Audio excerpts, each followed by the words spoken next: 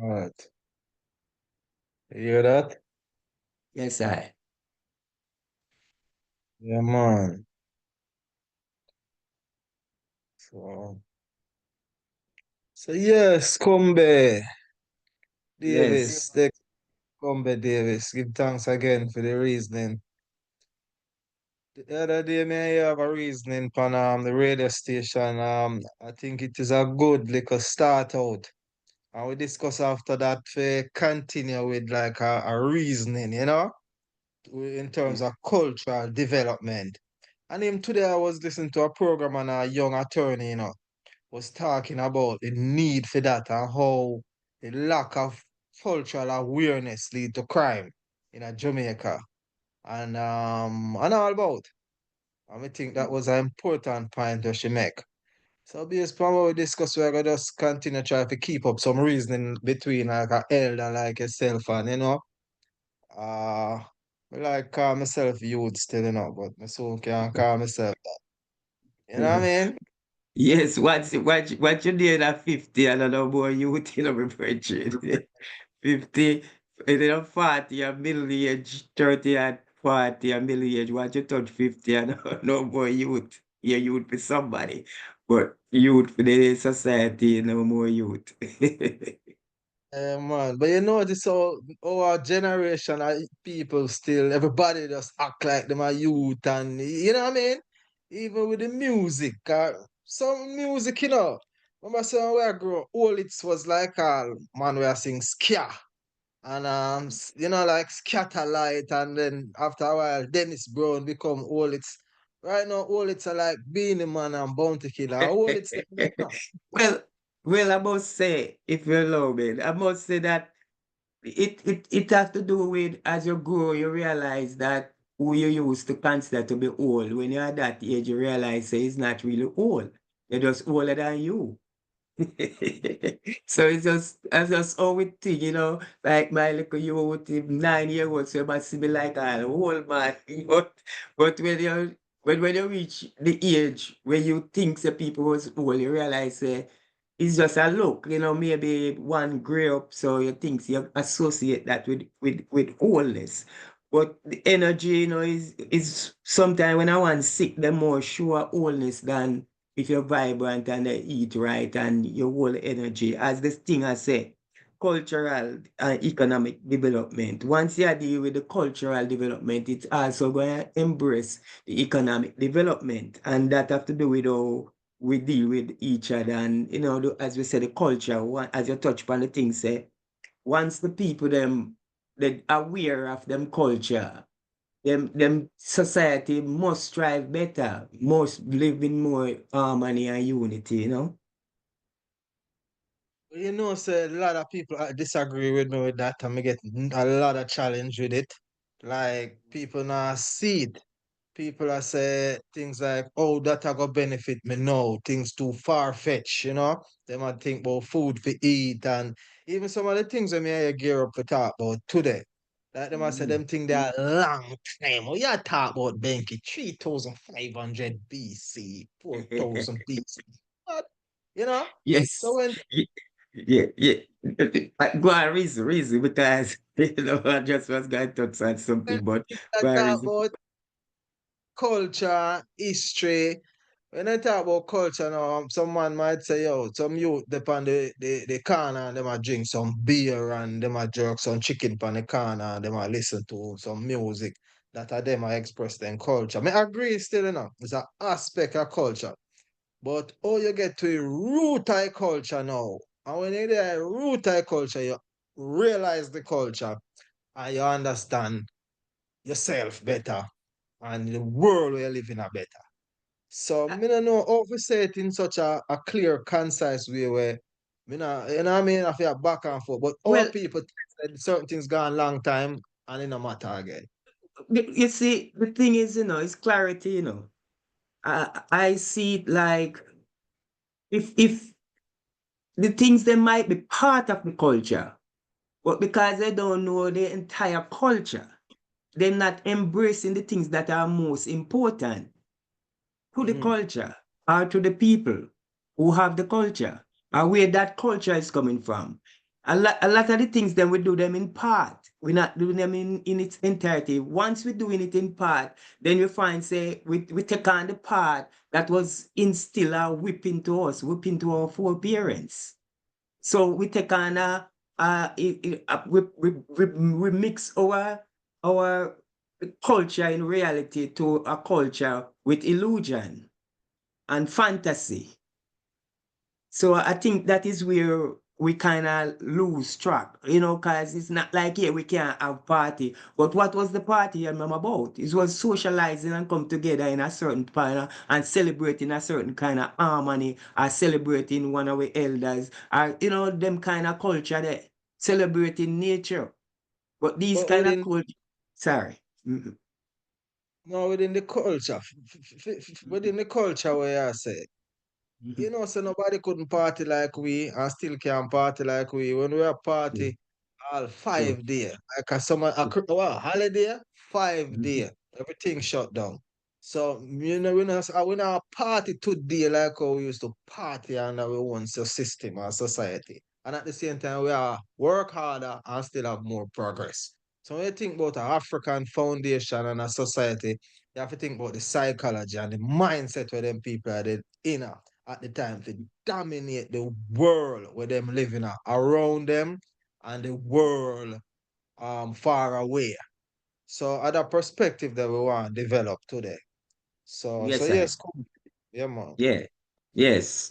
As I say, we want gear towards promoting greater awareness and historical and current world affairs. Because when you deal with the awareness of our history, then you can embrace more the current affair, what's going on. But the thing is, as I say, once you don't know the history and the where it's coming from, it's hard to even embrace or understand the present, what we're in right now. It's funny, but I love what we're gearing towards here. Yeah, man. So to introduce the topic, and talk about why it's relevant today that we have a greater sense of what's happening around us in a real time. Because we are living in a war zone as we speak, the world is like a war zone. And sometimes we don't understand the volatility and how things can just jump off. We just, you know what I'm saying? And at the same time, sometimes people watch the news, we just get like a spin on the news, but forget to the core of things. It requires one greater awareness, as what we say. And that are just regarding current affair, you know? And when it comes Yes. to the historical thing now, it might sound like a long, long time certain things happen. But our ancestors used to look upon it is like yesterday and tomorrow, it all a take place in our now, one infinite now. You understand me? So this mindset where we have right now, so even as we approach this discussion, would not be how we ancestors see it, like this happened 3,500 years ago. It would have Mhm. seemed like, yes, we understand that, but that is a man-made system of recording time. But really and truly, the earth does a rotate on its axis, it a revolve around the sun, and it a move with the procession of time. And then Mm. you record events based on that. And then we ancestors then develop a system now where them can see what go on before it even happen because them understand say it happen already to the point where we All used to right. have we're in a school now we are learn like subject matter like all English, maths and science. We usually have a subject matter where we just call prophecy. This student is trained to see the future. Prophecy. So so as them say we're prophet, priest, and king, right? This culture goes back as far as we have historical records. What we are living at today are the developments of this foundation. So we want to talk about how the foundation was set. You see? Because everything comes down to perception. And the challenge is they see the way how we perceive history as so we see ourselves in the now. So if a man tells us historically it was nobody, automatically we think in the know we are nobody and we act like it. And this is collective as a people. And if you know say historically it was great, then you fight for that greatness and for reclaim it no matter what the circumstances, no matter how much time pass, where they in the world. And that is why the system keep history, even though they right at your fingertip, they have so much spin and confusion about it. You understand?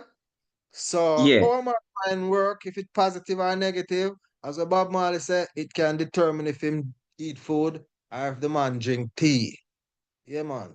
Yes, I very important for what I just reason about, because it's within and those lines that you find the confusion, even as you said, the perception is so it's a last perception, I think, a lot of our people have.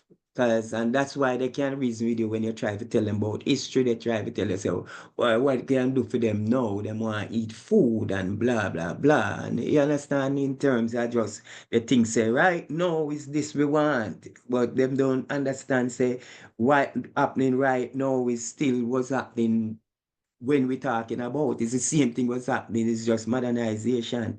But so, Farah, why you think it's so important for us now, for the AI reasoning, to know our roots and where we're coming from, and why is this a part of the personal development and development in general? Why do I think that now? And the relevancy, because as we just said, the people them, as you know, most of the ones that you try to reason with them I tell about food now. Mm-hmm. Well, as you say, a man need food right now still, and you can't take away a man food, or even make it appear as if you're trying to do that.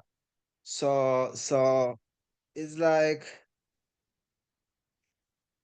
you say it, you have a thing Mhm. where we learn about, and most people will do psychological training in a school. They learn about a thing they call Maslow hierarchy of need.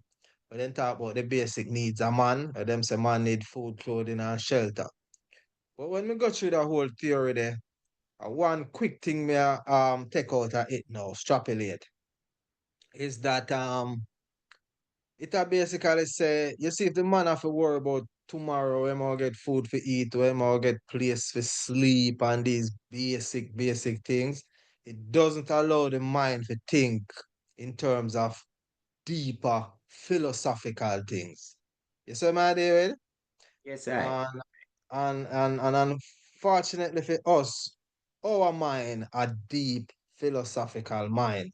So when we kept in this hungry state, that's why poverty becomes such a necessary tool of the state, and it wielded as a weapon for a long time.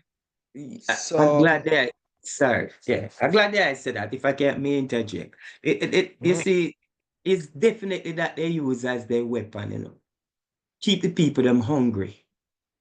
Keep because no, bro. When I say keep the people them hungry, once you keep the people them hungry, that means to them kids going to be hungry. So it be going on generation after generation. They use the jobs, especially when you live on the mainland. And I think they should know, and the wider audience them should know that when we talk about the mainland, we are talking about the Americas. The mainland is where we the North America, but we must also remember that the Caribbean is part of the Americas. So enough time one feel like when we talk about America, they must talk about North America, the mainland, but Jamaica, Barbados, Trinidad, put all of those things is part of the Americas. Those are just islands off of the mainland. So we want people to understand that and have that in them psyche every time them think about America. So is that them use when you especially when you live on the mainland for right? They keep you have to be going for food. You have to be going to pay the bills, bills. So as you say, you don't get no time to recoup, to meditate on nature and the creator, or whatever one want to see it as God, or you don't get no time to go in within yourself to see, for even nurture your own self. Stop and take a break. And that's why sometimes I want nothing more and more. Sometimes when I job, I'll say them claims to them fire him. Take out even a day and think about your life. as a human being, you know. So I love that they really touch that because that is really what's going on. That is a weapon they use. You know, poverty is a weapon against I and I as a people. Yes, I. Yeah, so we have to find the balance between you have to strive for that food there, but you still have to strive for the kind of ideas where can motivate yourself to go towards the food. You know what I Mm-hmm. say?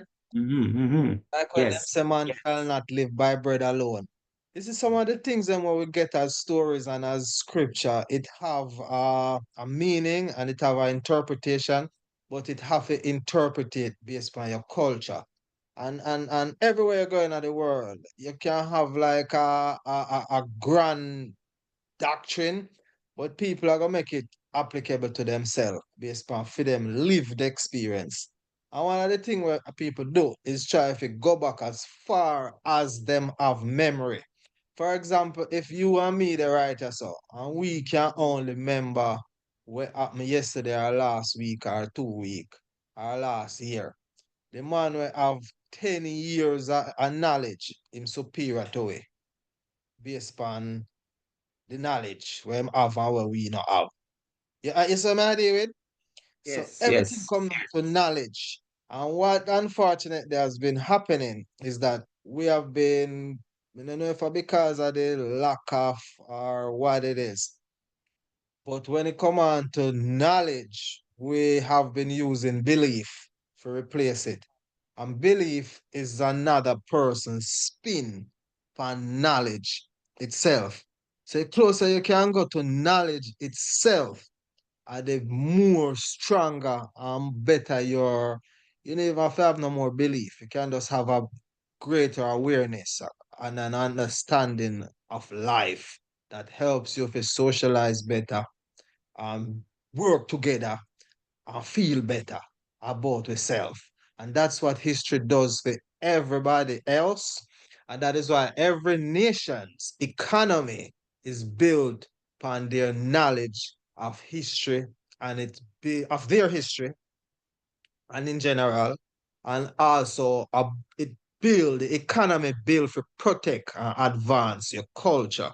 But when we not tie the two together, it's like a scramble. And when we not try to go as far back, the thing is what people think. So they think they have a long time. But when you become knowledgeable now of what happened long time, you realize that the people who live long time have a clearer perspective on spiritual things. They have a clearer perspective on scientific things. They have a clearer perspective on technology. Believe it or not, we Yes. enjoy the technology today because of the perspective that our ancestors had and laid down in a writing then. We do not have the intuition to figure out that from scratch. At the ancient writing set it up so that we have the guideline.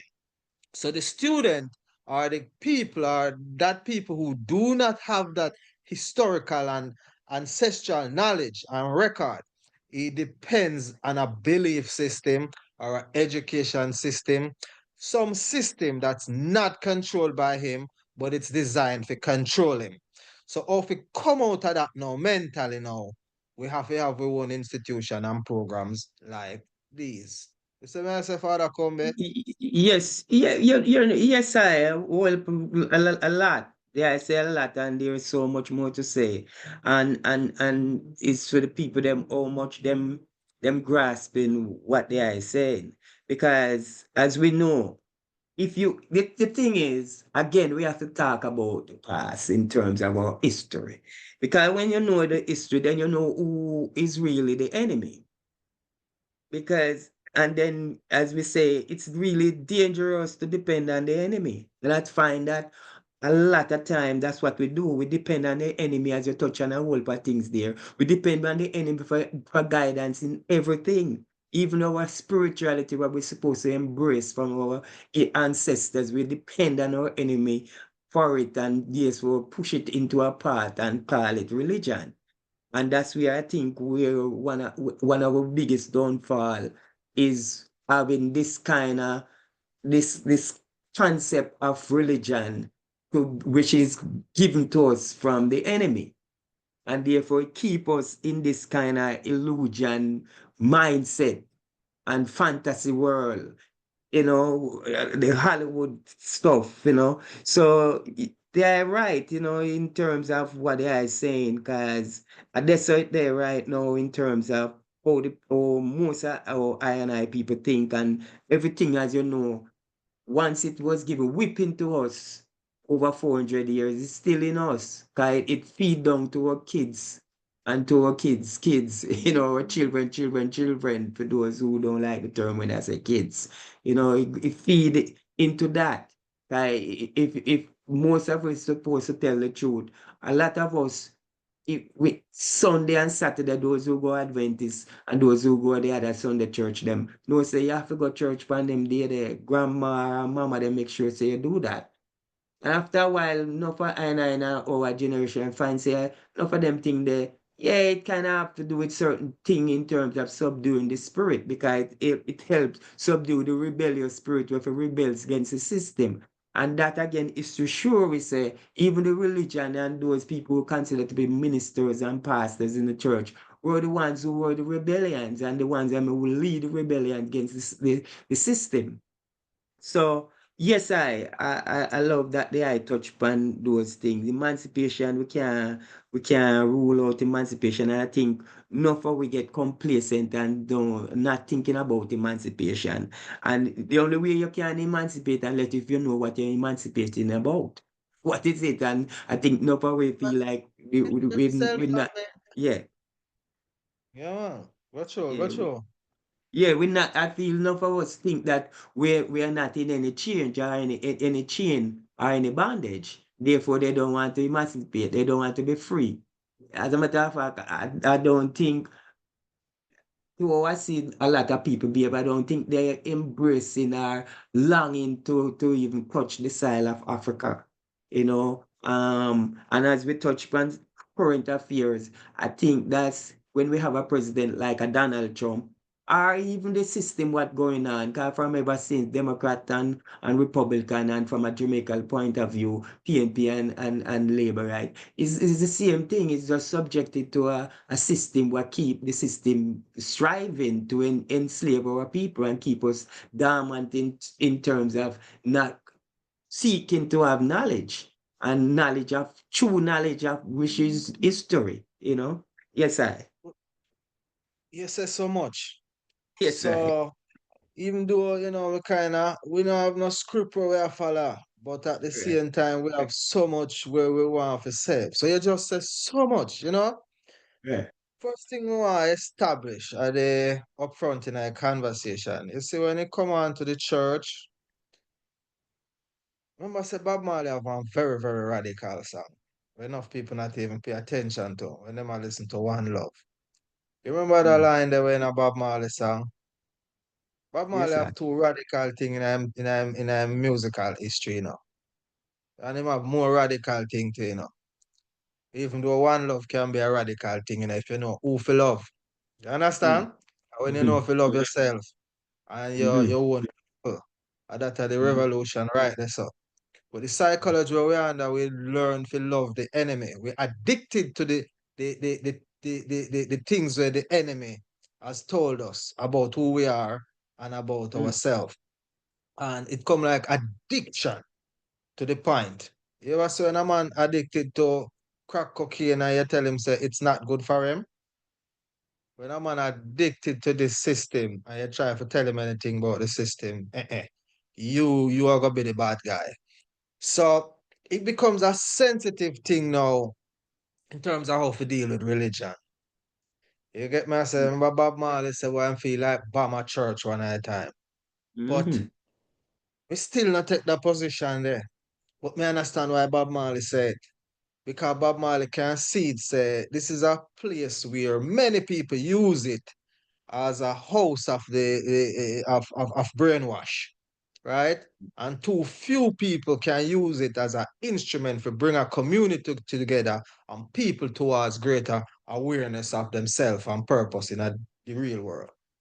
Mm-hmm. So put we in a place when you talk about the church, we have to be careful and not create divide and conquer situation. It is what it is. So what we are arguing here, so our advocate is that the greater we have a knowledge of the history and the cultural application as how it was laid down by people who never underneath so much brutality and desperate mindset. They may not them own system and society.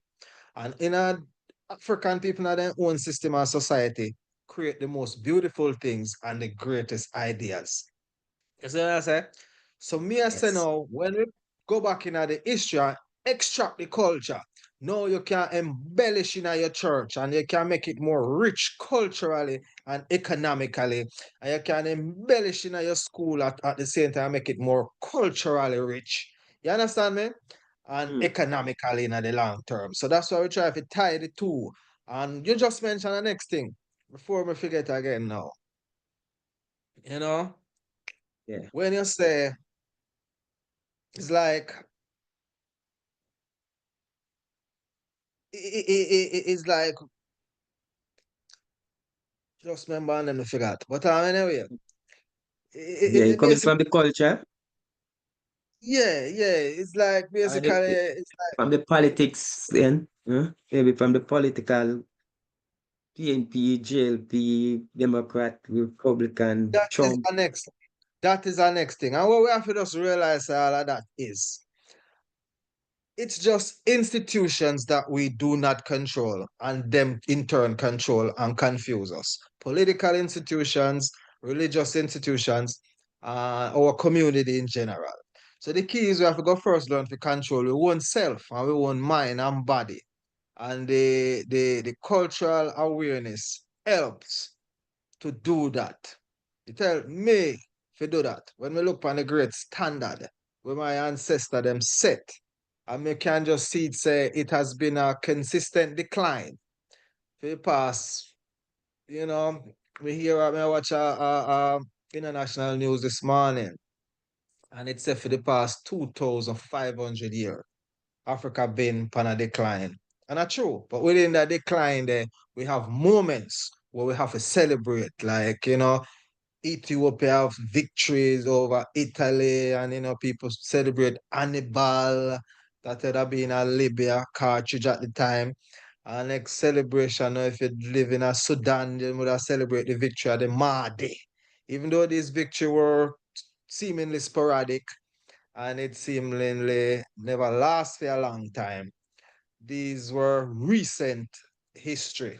And when you talk about recent history versus ancient history, something have like a 2,500 year gap at least, right? But the point where in the history, as we see it now, where was the last great stand for African people, and the last time Africa controlled Africa, and particularly northeast region of Africa along the Nile. And when we get in a discussion, we will see why that's so important. Hopefully, we can bring that out. All So right, when before you even going like that far, the banks, Mhm. I really love the part for know say cultural awareness is key to personal growth. Mhm. Because A yeah, societal growth as well as economic growth. and when you have that, as we have a little thing here where drop down, we say it growth is not repeating the same mistake over and over, and which we do. We keep repeating the same mistake because we don't know the history. You see, one of the thing I notice, say, Banks, is we as a people, we're talking about black people now. So, because we don't know race when it comes to race is human race. But we're talking about what going over or more about couple hundred years now, 600, 700, 800 years now, the colonization and the color thing and all of that. So we have to deal with it from that point of view because that create the problem right now. So I find that. not for the ones them in Africa, because we're not looking to Africa, we're not knowing what's going on to us. And if we're not focusing on Africa history, we're losing out on world history, because Africa history is really world history. And I think the people And them need to understand that. So and that before you interject the clip. So when I say that, I want to point that because we're not looking at Africa history, we detach ourselves from Africa history, we the people of Africa, we're not taking into consideration why people like Patrick Lumumba get assassinated. We're not looking at things like why they assassinated even Gaddafi, why they assassinated all of those people who them assassinated, all of them great leaders who them assassinated from Africa. And then if we really look into it, we realize say it's really them trying to liberate Africa from this bondage, this stronghold what so-called European people put on Africa. And as you were touching, I think you touched a little bit on Bakla Adwa. But even after that, coming down, if we even come in more recent, even in the 60s, 1963, that's when them killed Patrick Lumumba. 63, 70 something, 80 something. You understand? Just the other day, in what, 2000, them just gonna kill Gaddafi. You understand? so Even those recent history, we're not even looking into it. We as a people, we just take everything like I just bread and butter we are seek every time. So like puss, them just give a little butter and say, yeah, we get you. good And friend I of mine, think that is the sad part of it, you know. Sorry for it. Yes. good friend of mine have a book when talk about reggae music and the struggles just within reggae music called Black to the Roots, Dr. Shabazz. And he mentioned in it say even when we lose Bob Marley and we lose the great prophets, you know what I mean? Mm. Sometimes it might look mysterious or to we or coincidental, but the Mm. man frame it say we are fight a 6,000 war against the same enemy. We use the Mm. same strategies. You see? Mm. So Mm. without that type of perspective, we're vulnerable to make the same mistakes as you say. And Yes. when you talk about Patrice Lumumba, enough people never even hear about Patrice Lumumba yet. Because You I'm not understand? trying to. Sorry, because I'm not trying to. That is my thing, you know. No one is trying to look. You know what hurt me most, brethren, when it come to when we talk about it so passionate, because we find say people they tell you about say, all right, let's talk about the person who them call Jesus. Taking from a religious, but you have a man who will tell you say we die for Jesus. We never know nothing about more than what somebody tell him about.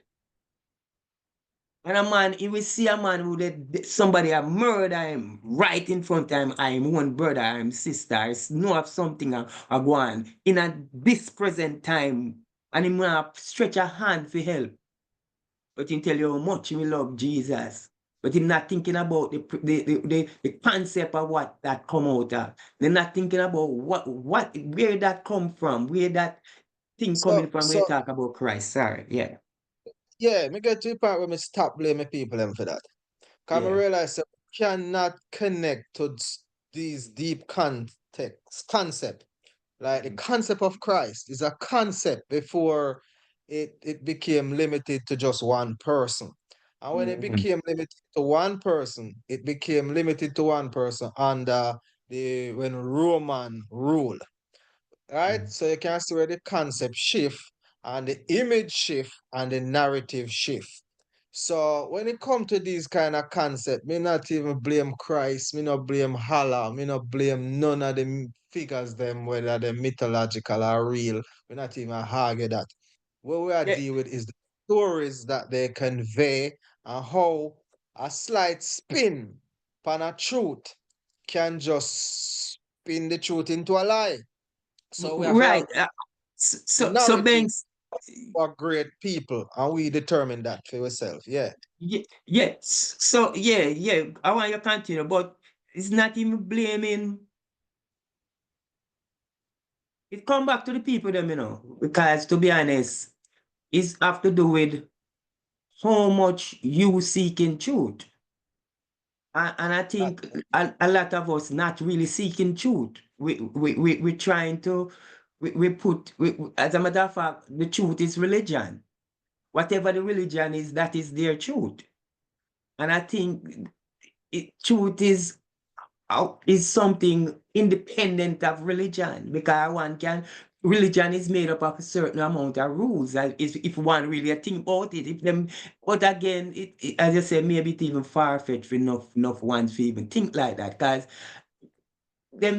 I don't think people really embrace nature enough to even understand why, maybe, why they say still. Yeah, continue. Maybe I go too All far. the issues them where you kind of preempt are Mhm, the issues that we lay out to discuss in the cultural awareness series. You mhm, understand? mhm. And the reason why me I try to not preempt some of these conversations because I know say them sensitive. And I know say Yes, and that becomes a divisive issue now yes, amongst our yes. people and then start argue about it and then Mhm, you know what I mean? Some of them we are mhm, tune up.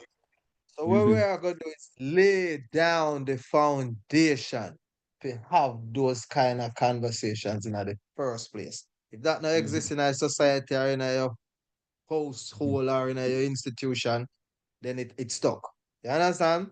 So when you mhm. lay down the narrative, and that's why we talk about Patrice Lumumba. Let's not assume Yes, that our people know any of these yes. stories about themselves. And I Mhm, like say you mentioned Napoleon. That would have might more ring a bell. You understand? mhm.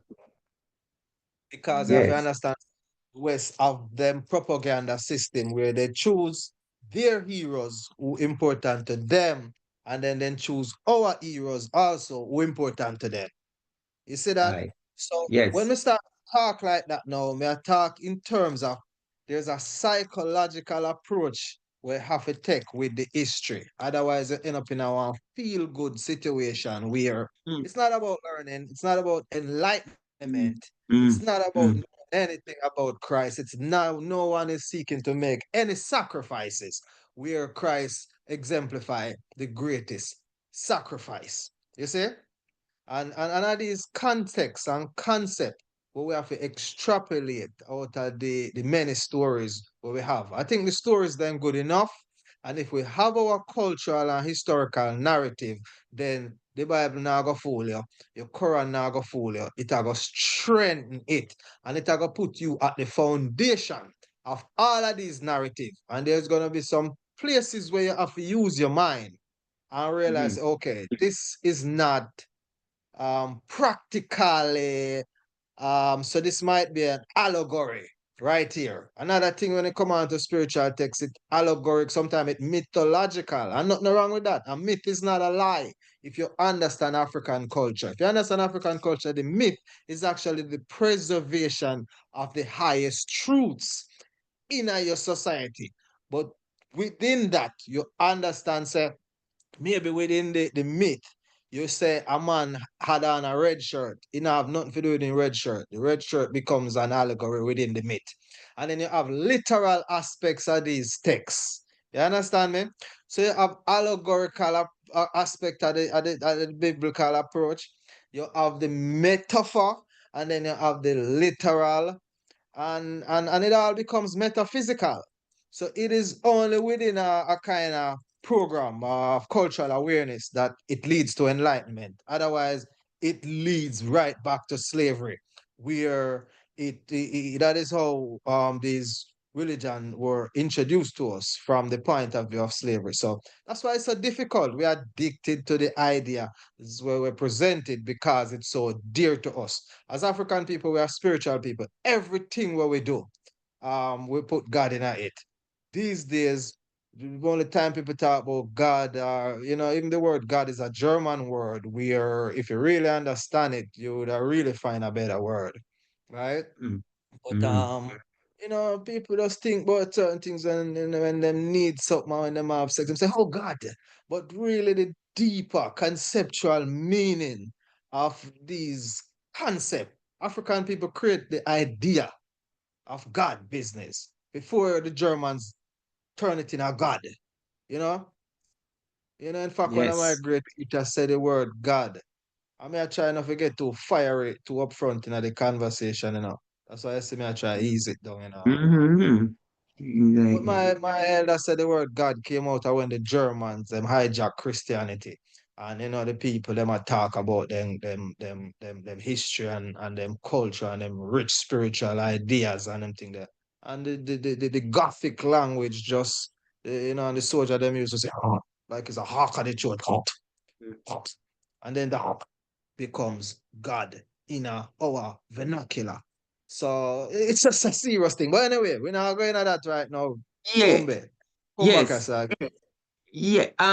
Can we like I'd say, well, maybe we pass it, but maybe we can touch it again where it leave with the research and development.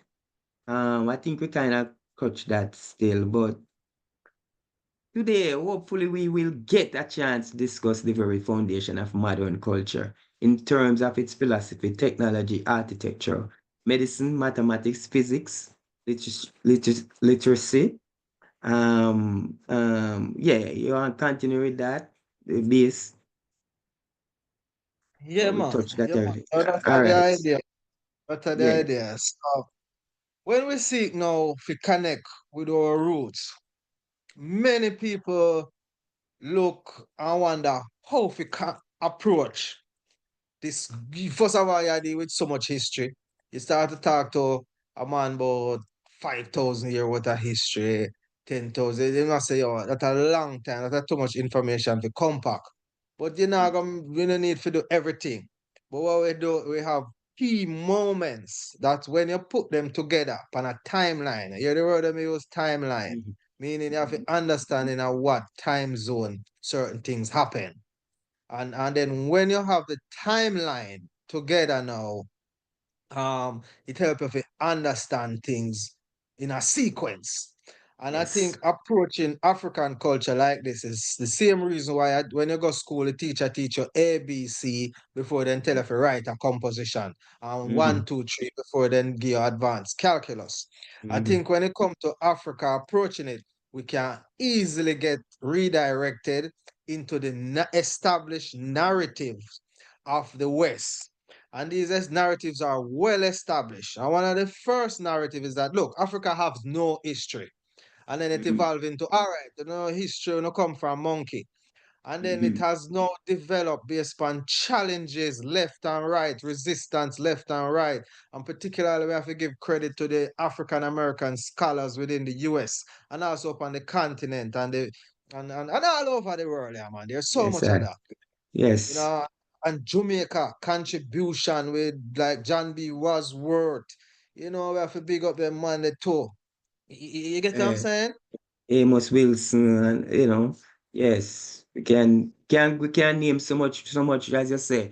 Again, it take people like us to even mention them because I don't know. Again, when we look in a society, um, majority of us again it go back to the bread and butter thing and paying the bills instead of really embracing these things which can help we move forward even on a better rotation. We can rotate the thing better. I think yeah, it is important that we do what we're doing anyhow. Today, based on what is known and generally accepted, we can show that the roots of modern world is based in ancient Africa and the civilization of antiquity. That is vital. So you can run down that, can Back, touch back, upon some of these things. Mm-hmm. yeah, back to the point where I make yourself. Right? How Mm-hmm. to approach knowledge of self. Sometimes Yes. people use that term they just colloquial. Knowledge of self, awareness, mean cultural awareness. We can replace this word knowledge of self with cultural awareness, right? Mm-hmm. And then that automatically I gonna bring you back to some things where not so good, but we have so many things that is good. It's like there's so many things that is good that can be said about us that it just puts like whenever you talk about this slavery and transatlantic slavery and certain Mm-hmm. things, it just puts it in a context where you just realize that, oh, life is up and down. You understand me? So, and not that you're destined to be always on the down level. while somebody else, by virtue of race or racism, is destined to be on the top. And that is what the oppressive narrative create. A mindset where you believe by virtue of your skin color and your background and Mhm. your history, you believe you they are the bottom of this society. And by virtue of what somebody I hear about them for them issue, them believe them they are the top of the society in the present. So history has to do with now. You understand? So what may I try to say? Two things may I got clear up. We mentioned Patrice Lumumba. Patrice Lumumba was the first prime minister of the Congo when them come out Yeah. under Belgium rule. And his story Yes. I got signify the rest of the neo-colonialism in the former Soviet Union style socialism and capitalism headquartered in the US. So Patrice Lumumba was a big example of then we take them redirect your affairs and control your leader and then we take them out. You understand me? Mhm. Olympios Sylvania of Togo was the first independent prime minister where them take out in the 60s. You understand me? Mhm. And that signify, say, look here, we're not gonna have it. We're not gonna sit back and make you do the right thing for your people. We're not gonna sit back and make you tell them the truth. We're not gonna make you even talk about this great history. Our narrative Mhm. we not have to run with when you're in a power. So you get what I'm saying? And then we Yes, also sir. know about Kwame Nkrumah, 1957. You know, one of the greatest thing him do him get hydroelectricity out of the Volta Dam. When him start to do them huge thing, you know, the West decides, no, no, no, we cannot have this great industrialization in Africa. And I understand me so, and then that are just in the 20th century, 1900s and something, because we make that clear. When we talk about 20th century or in the 1900s, if we talk about the 19th century or in the 1800s, so we know one when we get timeline and dates with a 100 year off and I know it. So let me set that up. So the significant two kings me I go mention now in antiquity, and me I go give them timeline. King Taharka. King Taharka was an Ethiopian king, the last Ethiopian king to run an empire that stretched in Europe and in what we call Saudi Arabia today. And this was in about 700 BC. King Taharka is mentioned in the Bible. Okay? And the Bible sometimes call it Tiharka. But modern scholars agree that this is King Taharka. And the thing about King Taharka, it gives a point of reference where the Bible meets history as we know it. So there are certain points where the Bible itself is mythological and it has the right to do that. And in the African society, we had our own mythology, meaning something never happened exactly like this, but we convey the narrative for posterity. All 1,000 years down the line, we still have that example and motivate the people. So things shift, but the idea remain within the mythology. So that Mhm. Taharka. So it makes sense to read the Bible and never hear about Taharka yet. The Ethiopian king, where them tell us say, went to save the Jewish king when he under perseverance. You understand me? From the Assyrians. And that set you up to understand the world, both from the biblical narrative and from the historical narrative. Because we can go in our history and see what the Assyrian says about it in a cuneiform.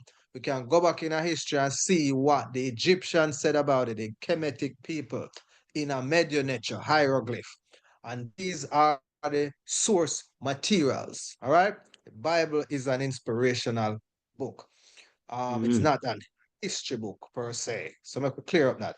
And one at a time when we have like the Benki class and we have sometimes people coming at the class and people literally expect say like David, Solomon, Joseph, all of these people are actual historical character. That has not been proven. All right. Mhm. Some of the biblical character are historical characters, but are mythological character. So we can't show you nothing in a history about David and Solomon, but we can show you about Taharka. You understand me? And Mhm. Mhm. others as well. You understand Mhm. me? Mhm. And and and So and and and as you touch upon that, and it is it is funny that we can show that, but we can show history mummified from over 250,000 years ago. And yet still, this is 2,000 years ago, and we still can't show, or even 6,000 years when we talk about David and those people, like biblical people. Sometimes we So can't even show timeline nothing. again, based on the Mhm. biblical narrative, they would have placed King David, and this is mythology, and King Solomon about 1000 BC. This is Mhm. right at the Bronze Age collapse. That means all of the kingdoms in the region are reshuffled. About the major kingdoms in the era was Kemet, Kush, historically, and also Assyrian Empire, the Hittite Empire, Persian Empire, Elam, referred to in the biblical narrative. And all of these areas, what they call Iraq today, Mesopotamia, Yeah, rich and right. flourishing.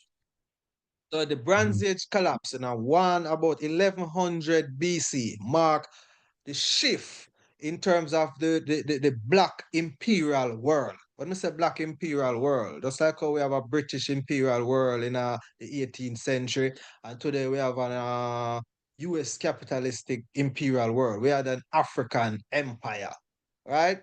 All And right. that shift when the Iron Age come in. That means Yeah. you have a system where people are already under your system, but now them start to smell them own weapons and them are use something more superior than you.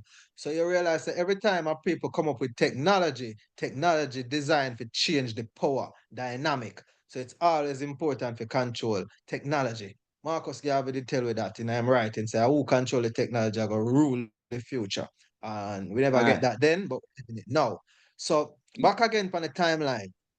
So we put Taharka 700 BC.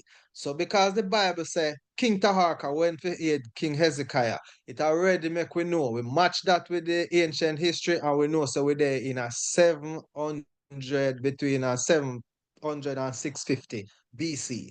And that are gonna mark the last stronghold where a black Ethiopian king dominate the Nile, the whole of Egypt, the whole of Palestine today. The whole go All all the way up to Turkey, come down in what we call Saudi Arabia. Black empires up to 700 are re-insurgents after we kind of lost some of our grounds in 1100 AD, BC, sorry. So that assures us Yeah. 500 years we have struggle and we rise back in that little period there and then we go back on a decline and that's how the whole program are going to show you Africa rise decline but we are going to show you how we have it steady for thousands of years before this rise, decline, All and right. rise again. Yeah, I mean, we did have it, the control for the All whole right. of All empire. right. Yes, Yeah. yes, yes, Benki. So, yeah, we going take a little pause, still, and hope we can pick up back. I like when we pick up again, we pick up from where we look at when seeking to connect with our roots. Many people look to West Africa as a point of origin and Mesopotamia, why East Africa, why is the Nile Valley culture and civilization important? I love so you touch on Mesopotamia already, but I want when we start again, go from there. So we lead into where they are there, right? And expound a But little me more upon it. have to wrap this up and set it up for that. So in doing that, me I go say this. Me just tell about Tahaka we rise back again in a 700 AD. So we are gonna bring you now to King Narmer, right? And the Narmer's palette. King Narmer are the first king in the world. This is where world history meets African history. Narmer's palette is the first historical document in the world. So when we start out with the history, we are going to take you back to Narmer's palette. We're going to tell you why the dates are controversial. And we are going to talk about why there is a controversy between if Mesopotamia is older than Africa. If the culture that developed along the Euphrates and Tigris River precedes the culture developed along the Nile. Our position is going to be that the Nile Kushites developed both civilizations, and we will elaborate why, as you mentioned. So King Narmer is our starting point in world history, and we will pick up back from that. But upon the question where you ask, I'm gonna wrap up with this: how to approach Africa and the continent. Some people then just because West Africa, it's easier to take a trip go over there, so and you see more people look like you and you're easily more relatable. We have to understand there has been a migration pattern throughout Africa, and this had to do with the many invasions of Africa. And the invasion point before there was a sea-going route, and Europe developed that capacity. The entry point by foot is in modern day Egypt, where we have Israel and the Levant. And that is why that land has always been controversial, whether politically, religiously, or psychologically. Who controls it? Controls the ancient world, because it is a signifier that we are the world power when you control the land of Palestine and Israel, where we are vying for what it is today. So it has always been a central point that connects Europe, Asia to Africa. So from that political perspective, and also from the more religious perspective, where we connect that area and its historical ties with the African continent. But West Africa, the challenge with it is that there has been strong, rich culture, but what it has not yielded is a language system that's decipherable. There is language and there is symbols like the in Ghana, we have the Jinyame symbol. These symbols go back 5,000 years BC. But this is a symbol. We don't have a whole language where we can decipher from West Africa going back into antiquity, where we put antiquity before 300 BC. Right? That's where we put it. We know business where them put it, but them put it somewhere close. And that before Alexander the Greek invaded Africa, India, Persia, and delivered the sciences of the ancient world in the hands of the Greco-Roman world. And that going to signify the transfer of knowledge, right? From the old world to the new, from the black world to the Semitic world. So and to the Japhetic world, from the Kemetic world. So the we know that the South, the what we call the global South, is the origin of humanity, and Africa is the origin of humanity and civilization itself. You see? So Yes, as I say, I think we should give this another time to expound more upon it, because I think kind of they go out now. So I think we should give this a little break and come forward again from that part where you can, elaborate much more upon right. it. Kind of, yeah. So the difference with West Africa and East Africa along the Nile is that we have the language that is fully decipherable, and we can go back and read exactly what our ancestors were thinking and saying and doing, and what the world was like from 5,000 BC. We have the writings, literally, like when you take up the newspaper and read it, but these writings are hidden in a language that few people speak, and we are developing the capacity in our group to decipher this language. The language is called, they call it hieroglyph, we call it Medianature. And the other ancient language that most languages of today evolved from is cuneiform, that was spoken in Mesopotamia, in Euphrates River. And yeah, so West Africa, it's a part of Africa. The people who went to develop the Nile came from the west, from the south, from the interior, from all over. But this becomes the political point and the strong point and the place from which we get our records. And I just had to say that, Father Kumbi, because me and you been to the tour at the museum, and we Yes, can see African artifacts, but it is not African people who control it, and it's not many people who look like us who are even interested in it. So we are trying to bring our people to the root where you can just read clearly what happened, more than we have to take the spin, the religious, political spins on world history. other people narrative. So this is where we go to the root of who we are and our narrative. Yeah. So I just want to wrap it up with that because these are the things when we get challenged about. Why don't we just go to West Africa? I went to West Africa and I went to Goree Island. I went to the Slave Coast and I don't want to hear about nothing more about Africa because I Yeah. was so depressed and feel so bad. So we are trying to show you, say, the origin of this thing start from a beautiful place where we developed civilization, leadership and kingship, and the concept of Christ for the first time. And over time, we share this with the world. Benki. Yes. Blessed. Blessed. Yes, I. Yes, Farai. Banks. Yeah, man, well, it said we, I think we might have to retouch some of the things that where I touch pan. Feed, for the ones them who they listen up, for really absorb or digest or live just what they I say,